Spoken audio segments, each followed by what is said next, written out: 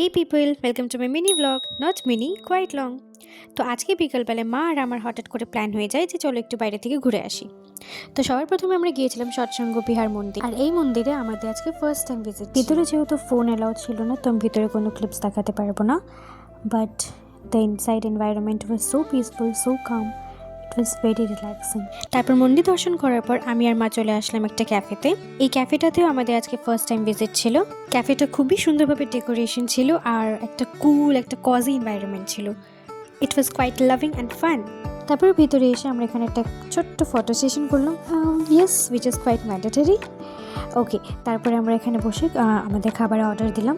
Order যতক্ষণে আসে ততক্ষণে আমরা দেখলাম যে এখানে একটা বনফায়ার অ্যারেঞ্জ করা হয়েছিল, তো আমরা তার পাশের চেয়ারটা গিয়ে বসলাম so that we can enjoy the bonfire. আর কিছুক্ষণের পর আমাদের এখানে অর্ডার চলে এসেছিলো and we enjoyed the food very much.